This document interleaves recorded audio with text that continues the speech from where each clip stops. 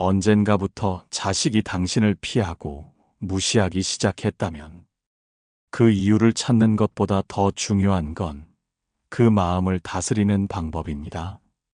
오늘은 부처님의 말씀 속에서 그런 순간을 어떻게 마주하고 풀어가야 하는지를 이야기로 풀어드리겠습니다.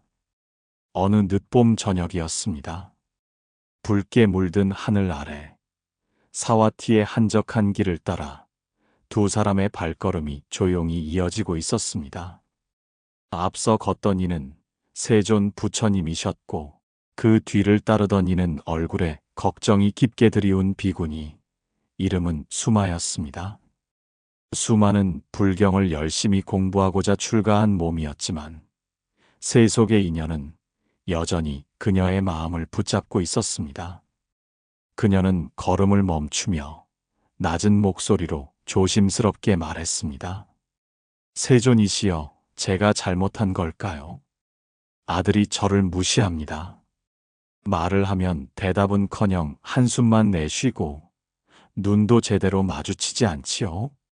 부처님께서는 잠시 걸음을 멈추시고 주위에 피어있는 들꽃을 바라보셨습니다. 바람에 흔들리는 꽃들 사이로 부드러운 목소리가 흘러나왔습니다.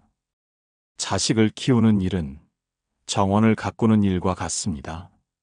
물을 주고 잡초를 뽑고 햇살을 맞게 해주는 것까지는 부모의 역할이지요.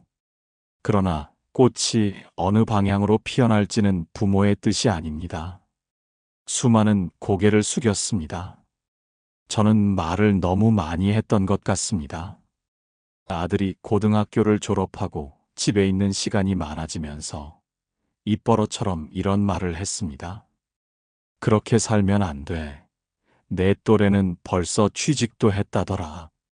그녀의 목소리가 점점 작아졌습니다. 나름대로 아들을 걱정한 것이었는데 어느 순간부터는 제 말에 반응하지 않게 되었고 지금은 눈을 마주치는 것도 불편해하더군요. 부처님께서는 고개를 끄덕이며 말씀하셨습니다. 말은 칼보다도 날카로운 것이며 뜻하지 않게 자식의 가슴에 상처를 남기기도 합니다. 법구경에서는 이르기를 말이 많으면 번뇌가 생기고 번뇌가 깊으면 사랑도 멀어진다 하였습니다. 수마의 눈이 동그랗게 커졌습니다. 그렇다면 제가 했던 말들이 오히려 아이를 멀어지게 한 것입니까? 부처님께서는 잠시 하늘을 올려다보셨습니다. 그분의 눈엔 햇살이 맑게 반사되어 있었습니다. 자비로 말한 것이라 할지라도 자식이 그것을 통제라 느낀다면 그 말은 사랑이 아닌 무게가 됩니다. 부모의 말은 씨앗과 같아 적절할 때 뿌려야 하고 필요한 만큼만 주어야 합니다. 수마는 조심스레 되물었습니다. 그렇다면 저는 아무 말도 하지 말아야 할까요? 그렇게 되면 오히려 제가 무책임한 것 아닌지 두렵습니다. 부처님께서 천천히 걸음을 옮기며 말씀을 이으셨습니다. 침묵은 비어있는 것이 아니라 기다림입니다. 말로 설득하는 사랑은 마음을 밀어내고 침묵으로 품는 사랑은 마음을 다시 돌아오게 합니다. 자식이 귀를 닫았다고 느낀다면 이제는 입이 아닌 마음으로 말해야 할 때입니다. 그 말에 수마는 다시금 발걸음을 내디뎠습니다. 숲길을 걷는 동안 그녀는 과거를 되돌아보았습니다. 어릴 적 아들은 몸이 약해 자주 아팠고 그럴 때마다 그녀는 밤을 새워 아이 곁을 지켰습니다. 중학교에 들어가면서는 사춘기의 벽이 있었지만 그 또한 그녀의 사랑으로 감싸졌습니다. 하지만 고등학교를 졸업하고 나서는 모든 것이 달라졌습니다. 세존이시여, 그 아이는 저의 전부였습니다. 저는 자식 하나 바라보고 살았습니다. 그러니 아이가 제 말을 무시한다는 사실이 너무도 서럽습니다. 부처님께서는 잠시 멈춰서서 땅 위에 작은 개미떼를 바라보셨습니다. 자식은 부모의 사랑을 먹고 자라지만 부모의 뜻에 따라 살지는 않습니다. 때로는 자식이 부모의 사랑을 밀어내는 것처럼 보여도 그것은 독립하고 싶다는 본능의 표현일 뿐이지요. 그리고 부드럽게 말씀을 덧붙이셨습니다. 그대는 지금까지 사랑을 말로 써주었고, 이제는 기다림으로 사랑을 주어야 할 때입니다. 무시당했다는 생각을 내려놓고 아이가 돌아올 수 있는 자리를 마련해 두십시오. 그 자리가 따뜻하기만 하다면 아이는 반드시 돌아올 것입니다. 그날 이후 수많은 아이에게 무언가를 조언하려는 마음이 들 때마다 부처님의 말씀을 되새겼습니다. 말을 줄이고 잔소리를 멈추고 다만 오늘은 어떠니 하고 짧은 안부를 전하는 것으로 마음을 표현하기 시작했습니다. 며칠은 아무런 반응도 없었습니다. 그러다 어느 날 아들이 먼저 그녀에게 물었습니다. 엄마, 요즘은 왜 아무 말도 안 해? 수마는 그제야 조용히 웃었습니다. 말을 멈춘 그 침묵 속에서 그녀는 아이와 다시 연결되고 있었던 것입니다. 말이 많은 부모는 아이에게 짐이 되기도 합니다. 부처님께서는 말의 무게보다 침묵의 따뜻함을 더 귀히 여기라고 하셨습니다. 사랑은 설명하지 않아도 전해집니다. 당신의 마음이 진실하다면 말 없이도 자식은 그 사랑을 느끼게 될 것입니다. 구름 낀 아침, 겁의 정사 근처의 대나무 숲에는 이슬이 아직 채 마르지 않은 채 남아 있었습니다.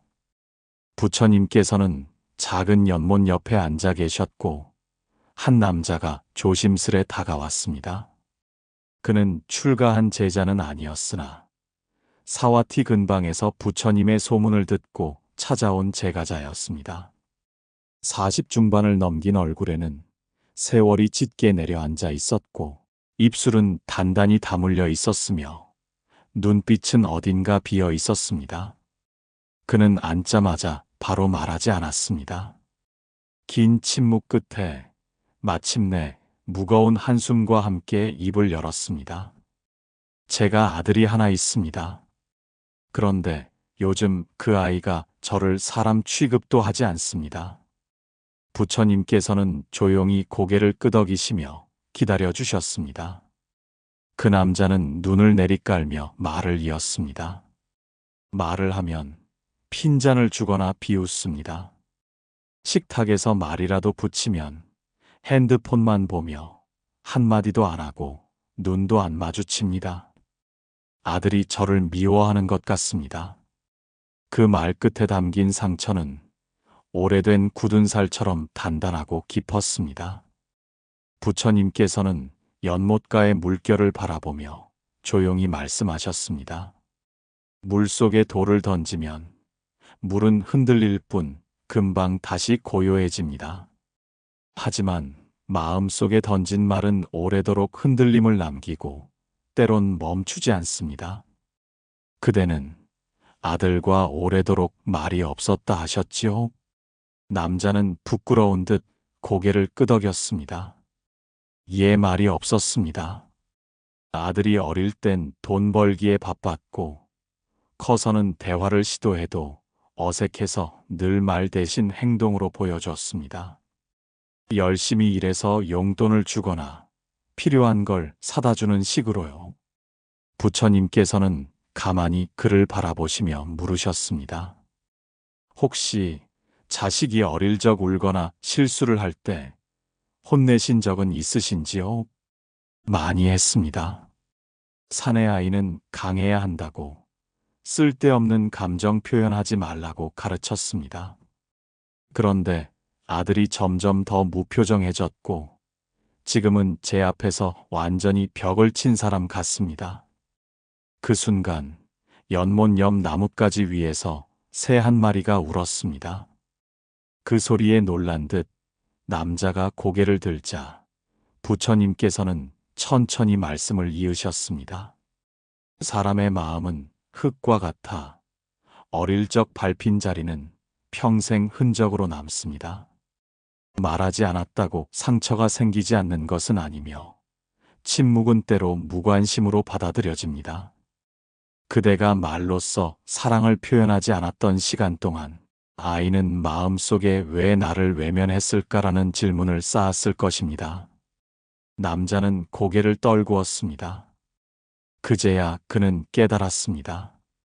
자신이 해주지 않은 말, 들으려 하지 않았던 감정들, 그것이 아들의 무시로 되돌아왔다는 것을. 부처님, 저는 어떻게 해야 합니까? 이제 와서 미안하다고 해도 그 아이는 제 말을 믿지 않을 겁니다. 부처님께서는 깊은 눈빛으로 그를 바라보셨습니다. 늦었다고 생각하는 순간은 돌아설 수 있는 기회이기도 합니다. 아들은 지금 그대가 아버지라는 이름을 회복하길 기다리고 있습니다. 두려움과 후회의 마음을 품고 말하지 말고 솔직한 마음 하나로 진심을 전하십시오. 사랑은 늦지 않았고 후회는 용서를 부르기도 합니다. 남자는 망설이다가 물었습니다. 그럼 어떻게 말을 꺼내야 할까요? 아이는 제 말을 들으려 하지도 않습니다. 말을 꺼내기보다 귀를 먼저 열어야 합니다. 자식의 말 한마디, 표정 하나에도 진심으로 귀 기울인다면 아이는 조금씩 마음을 열 것입니다. 그리고 진심으로 사과하십시오. 나는 너의 마음을 몰라줘서 미안하다. 나는 너를 사랑하지만 표현하지 못했다. 이제부터 배우겠다. 그 말은 아버지의 품을 다시 따뜻하게 만들어줄 것입니다. 며칠 후, 그 남자는 용기를 냈습니다. 아들이 방에서 나올 때 조심스럽게 말을 걸었습니다. 잠깐 시간 괜찮겠니? 아들은 대답 없이 쳐다만 보았지만 그 시선을 무시하지 않고 그는 그대로 말을 이었습니다. 그동안 너한테 너무 말이 없었지. 사실은 아빠가 어떻게 말해야 할지 몰라서 그게 너한테 상처였을 줄 몰랐다. 미안하다. 아들은 처음엔 아무 말이 없었습니다. 하지만 그날 밤 책상 위에 작은 쪽지가 하나 놓여 있었습니다. 괜찮아. 나도 미안해. 나도 이제 좀 더 솔직해질게. 그 작은 쪽지는 아버지와 아들 사이에 처음으로 놓인 진심의 달이었습니다. 자식이 무표정하고 차가워 보일 때 그 안에는 미처 표현되지 못한 분노와 서운함이 숨어 있습니다. 부처님께서는 사랑은 행동만으로 전해지는 것이 아니라 말과 귀 기울임으로 완성된다고 하셨습니다. 자식을 무시하지 말고 또 자식에게 무시당했다고 속상해하지 말고 사랑을 배우려는 용기부터 내보시길 바랍니다. 사와티의 초저녁, 붉은 노을이 숲과 들을 천천히 물들이고 있었습니다. 겁의 정사 안쪽 작은 뜰에서는 부처님께서 석가족의 제자들과 함께 나무 그늘 아래 앉아 계셨습니다. 그날따라 먼 지방에서 한 여인이 정사를 찾아왔습니다. 옷차림은 단정했으나 발끝에는 먼지가 묻어 있었고 얼굴은 단단히 여며져 있었지만 눈가엔 흐르다 멈춘 눈물 자국이 선명했습니다. 그녀는 부처님 앞에서 정중히 절을 올리고 마른 목소리로 조용히 말했습니다. 부처님, 저에게 딸이 하나 있습니다. 그 아이가 요즘 저를 점점 피합니다. 예전엔 뭐든 제게 털어놓던 아이였는데 이제는 제 눈을 마주치지도 않고 말도 없습니다. 제가 뭘 그렇게 잘못했는지 모르겠습니다. 부처님께서는 조용히 그녀를 바라보시며 앉을 자리를 가리켜 주셨습니다. 잠시의 침묵 후 여인은 흐르는 감정을 애써 누르며 말을 이었습니다. 어릴 적부터 모든 걸 잘 해내던 아이였습니다. 말도 빠르고 성격도 야무져서 전 그 아이가 커서도 잘 해낼 거라 믿었고 그래서 늘 말했습니다.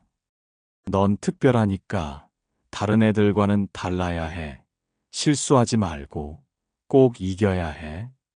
그런데 어느 순간부터 아이가 말이 없어지기 시작했습니다. 모든 걸 다 해주는 엄마였는데 왜 제 아이는 절 이렇게 미워하는 걸까요?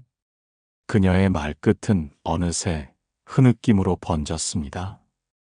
부처님께서는 가만히 연못가의 연꽃을 바라보다가 조용히 말씀하셨습니다. 꽃도 때에 따라 피고 지듯 자식의 마음도 계절이 있어 그대를 시험합니다. 하지만 어머니, 혹시 사랑을 기대로 바꾼 적은 없으셨는지요? 그녀는 놀란 듯 부처님을 바라보았습니다. 전 잘 되라고 한 말이었습니다. 더 잘하라고. 그게 그 아이를 위한 길이라 생각했습니다. 부처님께서는 미소를 머금으신 채 천천히 말씀을 이으셨습니다. 자식을 위한 길이라 하여도 자식의 마음이 준비되지 않았다면 그것은 짐이 됩니다. 그대는 딸에게 칭찬보다는 채찍을 더 많이 건네셨고 실패보다는 성공을 강요하셨을 것입니다. 하지만 진정한 사랑은 결과에 대한 바람이 아니라 존재 자체를 인정하는 것입니다. 여인은 잠시 고개를 떨구었습니다. 마치 오래된 그림자 속에 숨겨진 자신의 얼굴을 처음으로 마주한 사람처럼. 그 아이가 가끔 저를 보고 한숨을 쉬었습니다. 그러면 저는 속이 상해서 엄마가 얼마나 널 위해 희생했는데 그게 무슨 태도냐고 되물었지요. 그럴 때마다 아이는 방으로 들어가 문을 잠갔습니다. 그 말은 지금까지 자신의 딸을 이해하고 있었다고 믿어온 마음이 무너지는 순간이었습니다. 부처님께서는 다시 부드럽게 말씀하셨습니다. 그대가 딸에게 준 기대는 처음에는 동기가 되었을지 모르나 어느 순간 무게가 되었을 것입니다. 말없이 문을 닫은 딸은 사실 마음속으로 외치고 있었을지도 모릅니다. 나는 그냥 엄마 딸로도 괜찮지 않을까? 나는 엄마의 꿈이 아니라 나일 수 없을까라고요. 여인의 두 손이 무릎 위에서 조금 떨렸습니다. 전 그런 말을 아이에게 한 적이 없습니다. 단 한 번도 너는 그냥 지금도 괜찮다는 말을 해본 적이 없습니다. 이제 하시면 됩니다. 부처님의 목소리는 단단하면서도 자비로웠습니다. 사람의 마음은 문이 닫혔다고 해서 닫힌 것이 아닙니다. 열쇠는 늘 그대의 손안에 있습니다. 사랑받고 싶었던 딸은 사실 지금도 기다리고 있을지 모릅니다. 어머니의 기대가 아닌 어머니의 진심을요. 며칠 뒤 여인은 집으로 돌아갔습니다. 그날 밤 그녀는 딸의 방문 앞에서 조용히 말했습니다. 이제야 알았구나. 엄마는 너를 사랑하면서도 너를 내 기대 속에 가두었구나. 미안하다.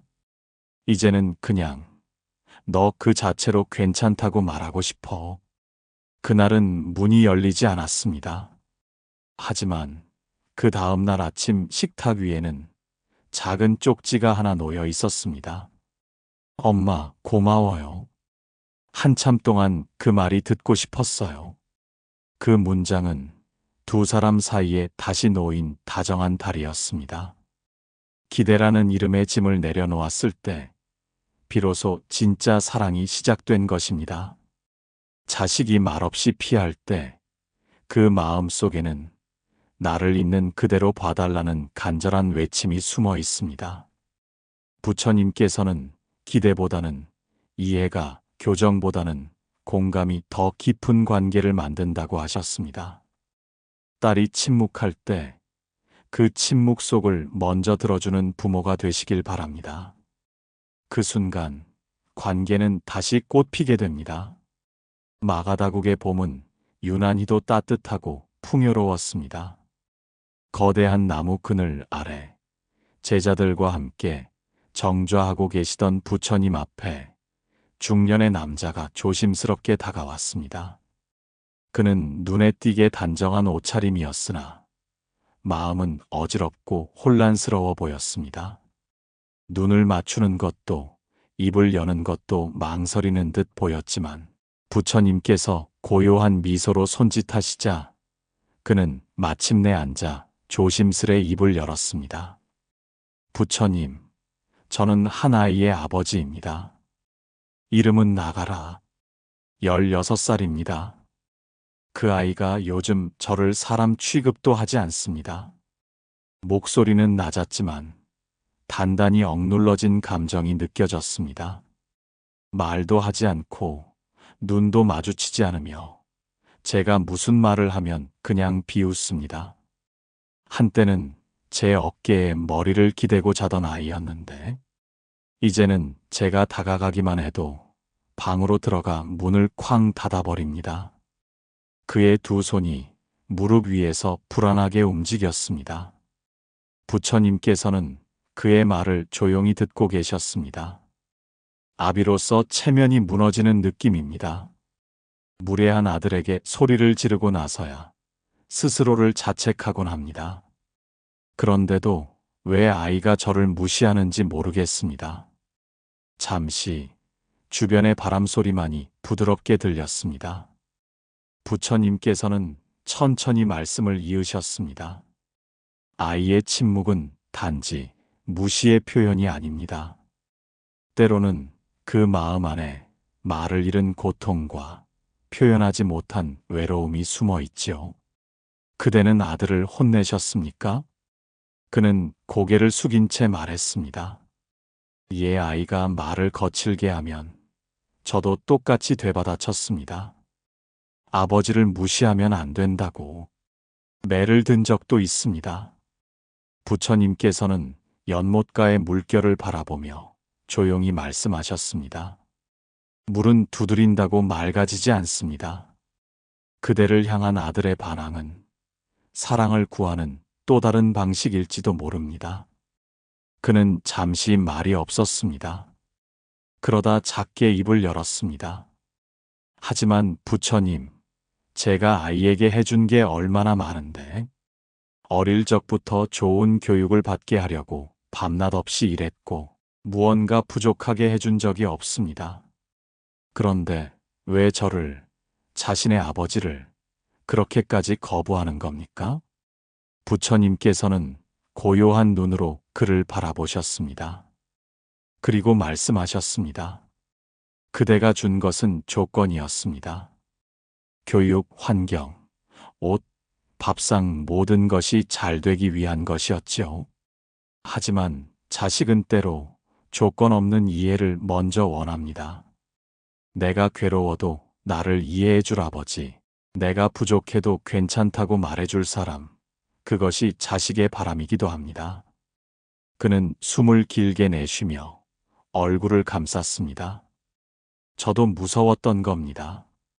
제가 약해 보일까봐, 아버지로서 권위가 무너질까봐, 그래서 강하게라도 말해야 한다고 믿었습니다.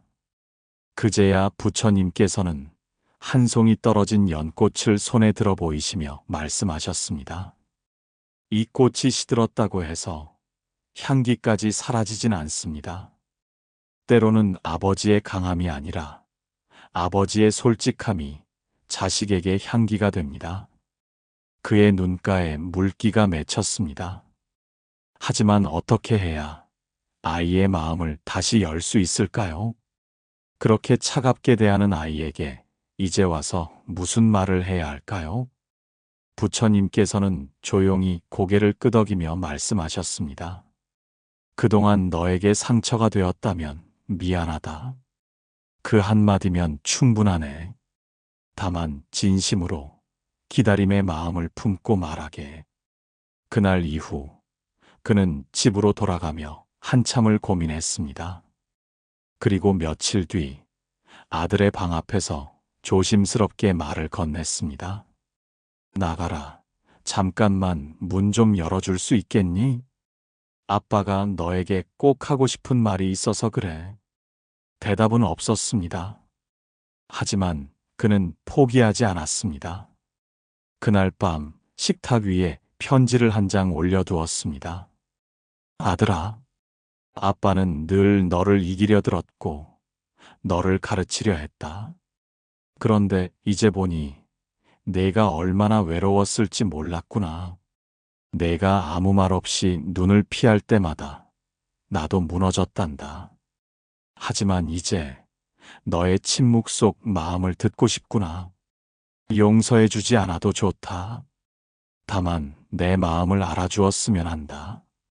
며칠이 지나고 어느 봄날 아침, 식탁 위에 낯선 손글씨의 쪽지가 놓여 있었습니다. 아빠, 그 편지 읽고 많이 울었어요. 나도 아빠가 무섭고 또 보고 싶었어요. 우리 다시 얘기할 수 있을까요? 말없이 서로를 상처내던 시간은 그렇게 천천히 끝나고 있었습니다. 아버지의 진심은 결국 아들의 마음을 다시 열었습니다. 부처님께서는 말씀하셨습니다. 자식의 반항은 때로 사랑을 갈구하는 다른 언어다. 우리가 강해지려 애쓸 때 아이는 약해질 수도 있습니다. 사춘기 아들의 무시와 침묵 뒤에는 사랑받고 싶은 작은 마음이 숨어 있을지 모릅니다. 그 마음을 먼저 안아주는 용기, 그 용기가 부모의 참된 권위입니다. 따스한 저녁볕이 사위어가던 어느 날, 왕사성 근처를 지나던 중년의 사내가 부처님을 찾아왔습니다. 허름한 옷차림에 오랜 길을 걸어온 듯 발에는 흙먼지가 잔뜩 묻어 있었습니다. 그는 멀리서도 부처님의 얼굴을 보자 주저앉아 눈물을 흘렸고 마침내 부처님 앞으로 다가와 조용히 앉았습니다. 그는 오랜 침묵 끝에 이렇게 말했습니다. 부처님, 제 아들은 저를 모릅니다. 살아온 이야기를 들어보면 아버지라고 하지도 않고 심지어 제 얼굴조차 거부합니다. 그는 5해 전 이혼한 아내와 살고 있는 12살 된 아들을 언급하며 목소리를 눌러가며 이야기를 이어갔습니다. 이혼할 때 저는 아이에게 잠시 떨어지는 것이라고 설명했습니다. 아빠는 언제나 내 편이다. 그렇게 말했지만 아이는 그 뒤로 단 한 번도 제게 먼저 연락한 적이 없습니다. 그의 손은 떨리고 있었습니다. 아이가 제 앞에서는 한마디도 하지 않고 그저 어머니 뒤로 숨습니다. 예전에는 제 품에 안겨 잠을 자던 아이였는데 이제는 마치 낯선 사람을 보듯 저를 피합니다. 부처님께서는 고요히 그의 눈물을 바라보시며 물으셨습니다. 그대를 아이 곁에 두지 않게 만든 것은 무엇이었습니까? 그는 한참을 침묵하다 고개를 떨구었습니다. 제가 아내와 다툼이 잦았습니다. 아이 앞에서도 언성을 높인 적이 많았고 마지막 몇 달은 집에도 거의 들어가지 못했습니다. 일이 많다는 핑계로 또 저도 마음이 상해서 그랬습니다. 부처님께서는 조용히 말씀하셨습니다. 자식은 부모의 말보다 부모의 등을 먼저 봅니다. 말은 잊힐 수 있어도 기억 속의 장면은 쉽게 사라지지 않습니다. 아이의 침묵은 그 장면에 대한 상처일 수 있지요. 그는 고개를 끄덕이며 말했습니다. 그런데도 저는 아버지입니다. 아이가 저를 그렇게까지 밀어낼 줄은 몰랐습니다. 그저 다시 한번 안아보고 싶을 뿐인데요. 어떻게 해야 다시 제 마음이 닿을 수 있겠습니까? 부처님께서는 작은 미소를 머금은 채 말씀하셨습니다. 강은 억지로 거슬러 오를 수 없습니다. 흐름을 따라가며 기다릴 줄 알아야 강을 건널 수 있지요. 아이의 마음도 그러합니다. 그대가 억지로 문을 열려 한다면 아이는 더 깊이 잠글 뿐입니다. 그는 물었습니다. 그럼 저는 무엇을 해야 합니까? 그저 기다리기만 해야 하는 걸까요? 부처님께서는 잠시 하늘을 바라보다가 나뭇가지에 걸린 작은 참새를 가리키며 말씀하셨습니다. 저 참새는 둥지에서 쫓겨난 것이 아니라 성장 중에 밖으로 나온 것입니다. 하지만 날아가다가 다치거나 외로우면 다시 둥지 곁을 맴돌기도 하지요. 부모는 둥지를 지켜주는 존재일 뿐 새의 날개를 잡아당겨선 안 됩니다. 그는 말없이 고개를 끄덕였습니다. 그렇다면 저는 아이 곁에서 둥지처럼 머물겠습니다. 다시 돌아올 수 있도록 온기를 잃지 않겠습니다. 그 후로 그는 변하기 시작했습니다. 생일마다 직접 쓴 편지를 보냈고 아이가 좋아하는 나무조각 인형을 정성껏 깎아 전해주었습니다. 이름도 적지 않고 아버지라는 말도 없이 단 한 줄만 남겼습니다. 여전히 언제나 너를 사랑합니다. 시간은 흘렀고 어느 봄날 그는 부처님께 다시 찾아와 웃으며 말했습니다. 며칠 전 처음으로 아이가 제게 손을 내밀었습니다. 말은 없었지만 제 손을 꼭 잡더군요. 그 순간 아무 말 없이도 알 수 있었습니다. 그는 눈시울을 붉히며 조용히 덧붙였습니다. 그 아이는 여전히 제 아들이었습니다. 제가 많이 멀어졌을 뿐이었지요. 부처님께서는 조용히 말씀하셨습니다. 진심은 멀리 돌아가도 반드시 도착하는 법입니다. 아비가 아비로 남는 길은 항상 기다림 위에 있지요. 부처님은 말씀하셨습니다. 부모의 진심은 때로 늦게 도착하더라도 반드시 아이의 마음에 닿는다. 이혼이라는 현실이 관계를 끊는 것은 아닙니다. 중요한 건 함께 있는 시간이 아니라 함께 있으려는 마음입니다. 말하지 않아도 전달되는 사랑, 그 사랑이 아이의 마음을 다시 열게 합니다. 부처님의 가르침, 자식을 무시하는 그 순간에 우리가 아이를 품에 안았던 그날을 기억하십니까? 작고 따뜻한 손, 아무 말 없이 눈을 마주치며 웃던 그날 말입니다. 그 사랑은 분명 시작되었는데 어느 날부턴가 그 아이는 우리를 밀어냅니다. 차갑게 말하고 무시하고 때론 없는 사람처럼 대하기도 하지요. 부처님께서는 말씀하셨습니다. 사람의 마음은 물과 같아 억지로 움켜쥐면 흘러나가고 손을 펴고 기다리면 고이 담기게 된다. 이 이야기 속 5사람은 각기 다른 아픔을 안고 부처님을 찾았습니다. 말을 안 듣는 아이, 부모를 무시하는 자식, 이혼 후 소원해진 관계, 심지어 원망과 적대감마저 드러내는 아이까지. 그 모든 사연 속에서 부처님은 다만 마음을 보는 법을 알려주셨습니다. 부모라는 이름 아래 섣부른 판단과 잔소리를 멈추고 상처 입은 아이의 침묵을, 눈빛을, 외면, 뒤의 두려움을 바라보라고 하셨습니다. 그때 비로소 우리는 깨닫게 됩니다. 아이의 무시는 단절이 아니라 도움을 청하는 신호였음을요. 인연은 억지로 쥐는 것이 아니라 마음으로 감싸 안을 때 다시 이어집니다. 이제는 되묻습니다. 자식이 무시할 때 우리는 어떻게 해야 할까요? 화를 내기 전에 한 걸음 물러서서 이렇게 말해보면 어떨까요? 나는 내가 지금 힘들다는 걸 안다. 그렇지만 나는 언제나 너를 믿고 사랑하고 기다릴 것이다. 이 짧은 말이 오랜 시간 엇갈린 인연을 다시 잇는 시작이 될 수 있습니다. 오늘 부처님의 가르침이 당신의 마음을 덜어주고 자식과의 인연을 다시 밝히는 등불이 되길 바랍니다. 당신은 혼자가 아닙니다. 그리고 그 아이 또한 아직 완전히 돌아선 것이 아닙니다. 사랑은 말없이 기다리는 마음에서 시작됩니다. 다음 이야기에서는 화를 자주 내는 자녀를 부드럽게 바꾸는 부처님의 지혜를 전해드립니다. 날카로운 말투, 버럭 소리를 지르는 아이를 보며 이 아이가 왜 이렇게까지 화를 낼까?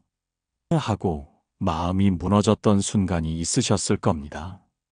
부처님께서는 그러한 분노의 밑바닥에도 외로움과 두려움이 숨어 있다고 말씀하셨습니다.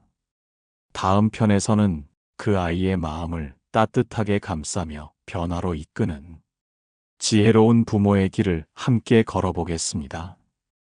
여러분의 시간이 오늘 조금이라도 위로가 되셨다면 구독과 좋아요로 이 길을 함께 걸어주십시오. 당신의 관심은 다음 사람에게 도달할 작은 자비가 됩니다. 감사합니다.